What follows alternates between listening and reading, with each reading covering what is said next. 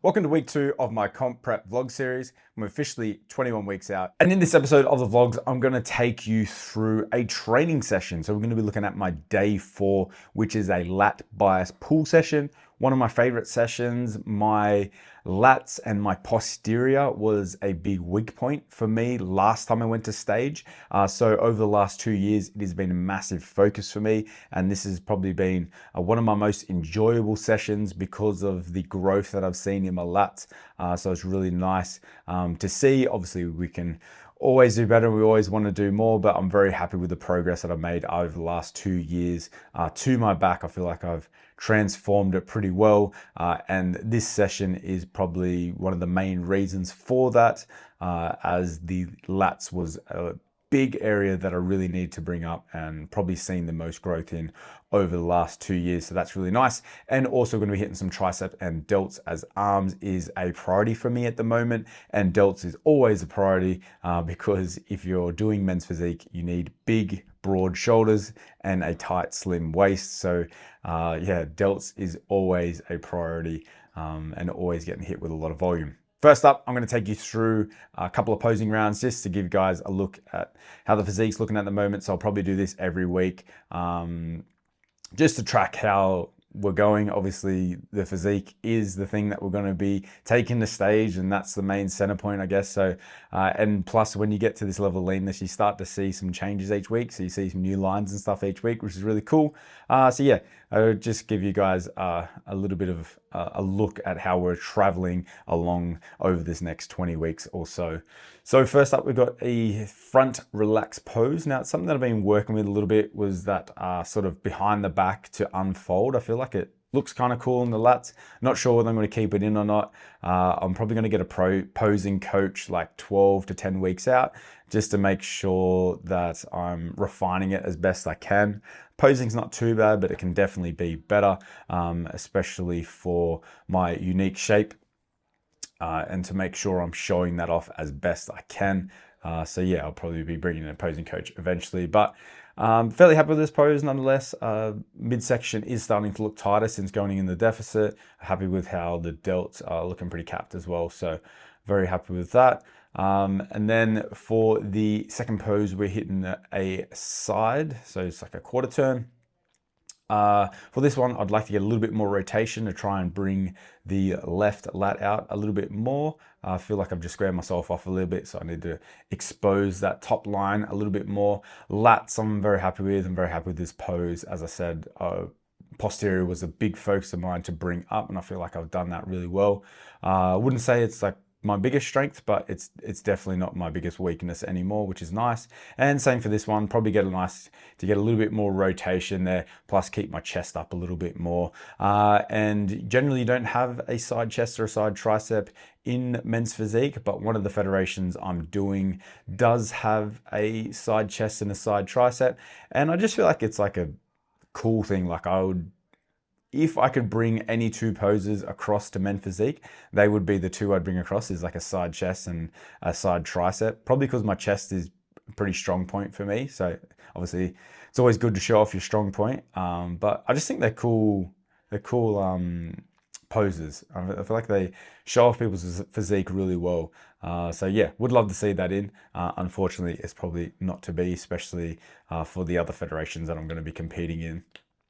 And for the first exercise, we're going to be kicking things off with a tricep push down. Now, as you can see for this one, I'm doing single arm. I generally like the single arm. Gives you a little bit more freedom through the wrist, gives you a little bit more freedom through the shoulder. It also allows you to get into a more hinged position. So as you can see, the cable's actually running right beside my head. This allows me to get in a bit more of a hinged position so I can place a little bit more tension on the stretch, and also allows me to get a little bit more a flexion to the elbow. So it allows me to get a larger range of motion, as opposed to when you have a more vertical and your elbows are out in front. I feel like you kind of just stop in this position. You're not able to get into a full range of motion. So I do find that this particular setup does feel really nice. So you get smooth, constant tension, greater range of motion, probably a little bit better tension in a more lengthened position as well. And just feels nice on the joints. I've had a little bit of elbow issue probably over the past 5-6 weeks. And this has been helping with that, just being allowed to have a little bit more freedom through the wrist has actually really helped reduce the amount of pain that I'm feeling on my tricep exercises.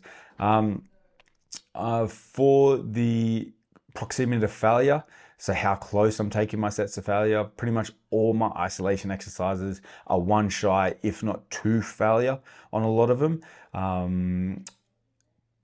I just think that when doing isolation exercises, especially like usually it's for tricep, bicep, delt, stuff like that, you're generally going to have not much recovery requirements needed if you're taking it to failure. Like I wouldn't say you accumulate much more fatigue during these movements. So that's the main reason why I take majority of my isolation exercises to failure, is that I just don't feel like you just accumulate that much more fatigue by taking it much harder and obviously training more intense. Now, I'm not going to lie, this particular shot was not filmed on the day that I did my others. I actually forgot to film this, so I chucked this one in. This was from a few months back. Literally exactly the same exercise on the exact same machine. So I just thought I'd throw it in so you guys had some visual to look at. But yeah, just a cable overhead extension just to make sure that the long head of the tricep is getting some volume in, obviously by taking the arm up beside the ears. You're going to take the long head through a greater stretch position, which is likely to result in more muscle growth. So I have 2 of these variations in my week, just to make sure that the long head is getting a sufficient amount of stimulus to make sure that we're growing it as best we can. Next up, we have a crossbody lateral raise. So for this one, as you can see, the pulley is set up at around about waist height or wrist height, just to try and bias some more tension in the stretch position. And also you notice that when I come down, I'm also taking the lateral head through a bit more of a stretch and a bit more range of motion than you would otherwise see in, say, a dumbbell lateral raise or anything like that. So this particular one, I'm just trying to get a little bit more range of motion and a little bit more bias on that lengthened position. I've found it to be pretty helpful. I've had this in rotation for a long time, and it's just a smooth, nice exercise. Just feels really good. Whether it's been the main contributor to my delts growing, can't say that for sure, but my delts definitely have grown, and that's something that has been in my program pretty much the whole way through this last 2 years. So definitely one that if you haven't given a try, I definitely would be throwing it in and having a little crack at it. And then next up, we have a single arm lat pull down. And this is a bit more of a vertical pull. Can't really see from this angle, but I'm actually slightly leant forward just to make sure that I am trying to get that cable right up overhead to really put a bit more of a focus on the lower lats. Generally find that the sort of more vertical the cable is, you're probably going to bias the lower lats as opposed to a more horizontal pull, which you will see in the next one.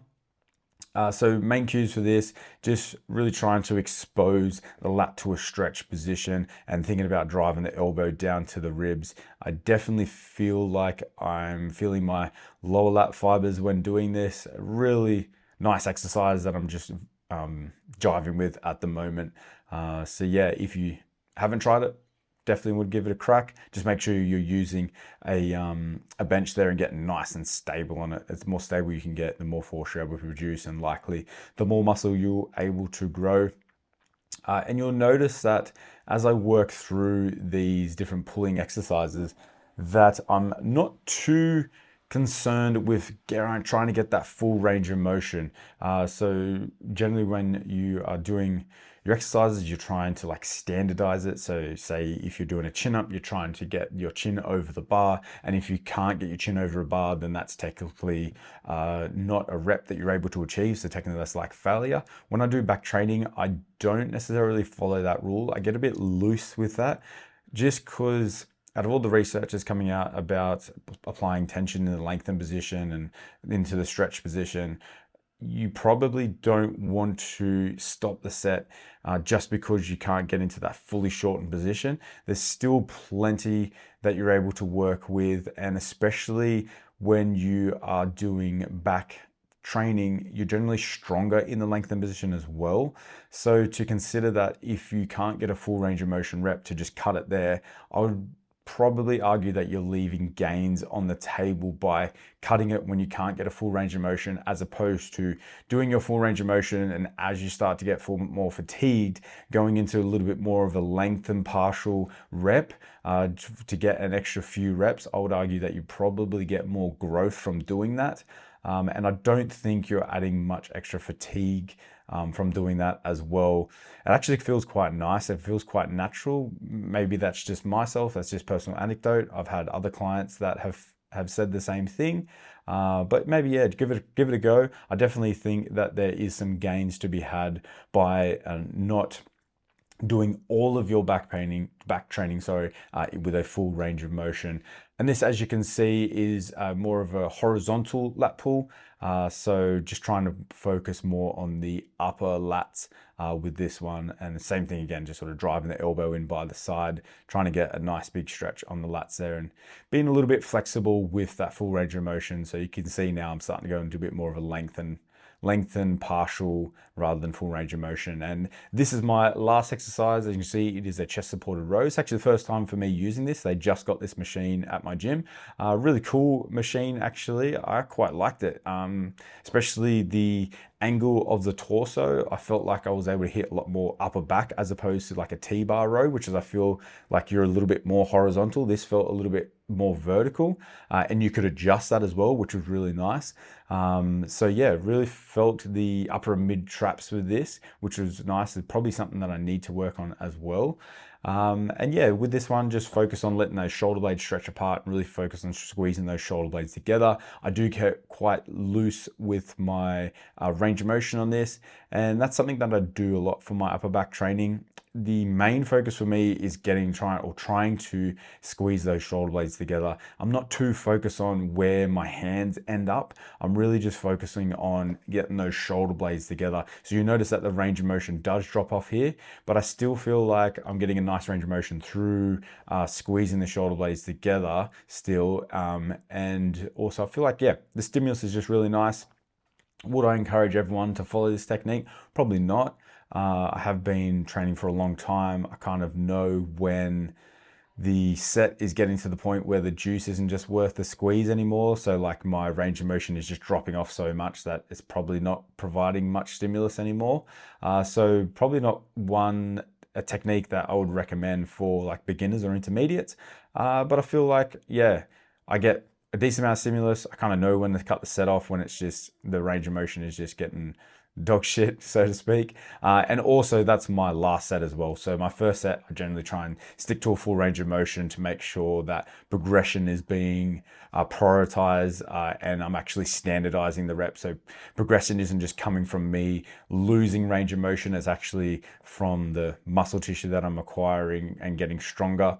So yeah, that last set was kind of a little bit of an exception. As you can see, the range of motion dropped off a lot and went into a real lengthen biased focus at the end there. So a lot of lengthen partials. But yeah, hopefully you guys enjoyed a little bit behind the scenes there. If you want me to show you anything else, guys, just leave a comment in the comment section below of what you want to see. If you want to see some more like food stuff or anything like that, I'm just going to, check out one of these every week. And just see how it goes. I've always loved bodybuilding. It's something that I really, really enjoy. So it's cool to take you guys along the journey with me, and hopefully you stick around for it. See you in the next one.